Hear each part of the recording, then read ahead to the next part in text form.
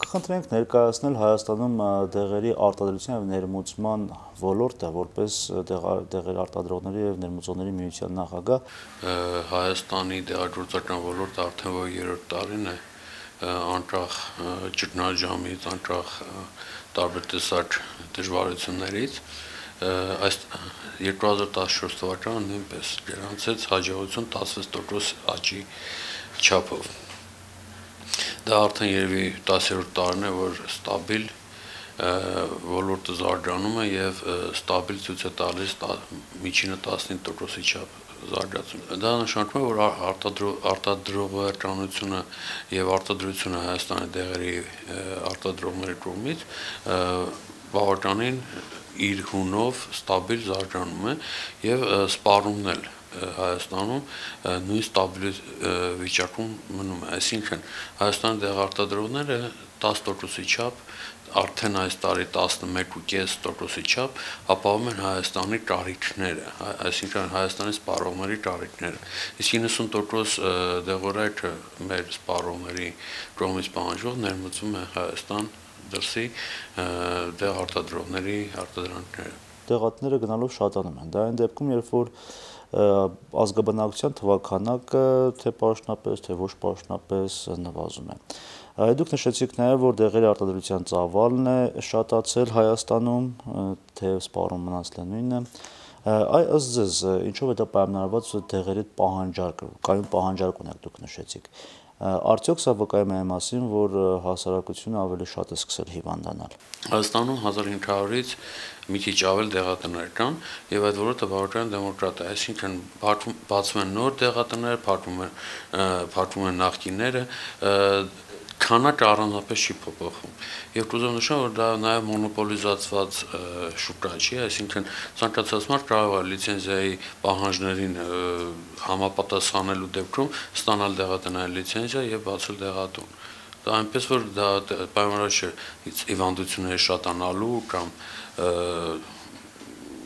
շատ հիվանդանալու հետ։ Կարող եք մեզ ներկայացնել մի քանի վիճակագրական թվային տվյալներ Հայաստանում արտադրված եւ Հայաստան ներմուծված դեղորայքի ծավալների մասին։ Եվ եթե հնարավոր է ներկայացնել, թե Հայաստանում հիմնականում որ խմբերի դեղերն են ավելի շատ պահանջարկ վայելում։ Դե ինչպես նշեցի, Հայաստանի սպառողների 11%-ի չափ կարիքները ապահովում են տեղական արտադրողները, դա հիմնականում գեներիկ, անգլերեն ջեներիկ դեղամիջոցներ են, այսինքն դեղամիջոցներ, որոնք բրենդավորված չեն, այսինքն պատենտով պաշտպանված չեն եւ ցանկացած մարդ կարող է արտադրել։ Եվ Հայաստանի արտադրողները մոտավորապես 450-ից մի քիչ ավել դեղամիջոցներ են ապահովում առաջին կարիքի, առաջի պահանջի օգտագործման համար։ Դա մոտավորապես տարեկան 11 միլիոն դոլարի արտադրանքի, որի կեսը հիմնականում գնում է արտահանման, բայց փոխարեն ներմուծում են 90-95%-ից 95 միլիոնի չափ դեղամիջոցներ, որոնք նույնպես առաջին անհրաժեշտության դեղամիջոցներ են եւ որոնք չեն արտադրվում Հայաստանում։ Կուզեմ նաեւ ավելացնել, որ ցանկացած երկրի համար, երբ տեղական արտադրողները ապահովում են իրենց երկրի գոնե 20%, այդ երկիրը ռազմավարորեն համարվում է պաշտպանված։ Արդյոք Հայաստանում բժշկական ծառայությունները դեղերի մասով դեղ գնելու, դեղ օգտագործելու, կիրառելու, թե որակական առումով եւ թե գնային առումով հասանելի են քաղաքացիներին։ Ինչ վերաբերում է դեղերի գների կամ դեղերի ծառայությունների հետ կապված, գիտեք, պետությունը բավականին մեծ սոցիալական օգնություն է ցույց տալիս։ Այն իմաստով, որ հիմնական դեղամիջոցները, որոնք պարտադիր պետք են ու կարիքը լինում է սպառողներին հասցնելու համար,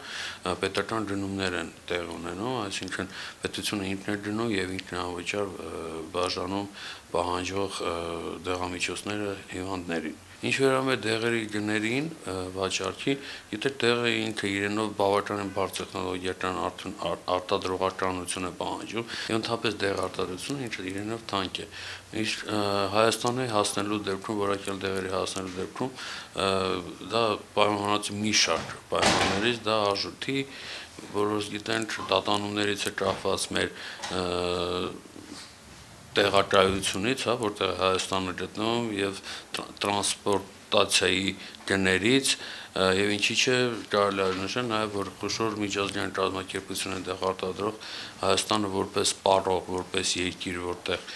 իրենց հետարքի ընդհանրապես դեղ գրանցել, լիցենզիաները հանել եւ դեղ ուղարկել այնքան էլ չեն հետարքում։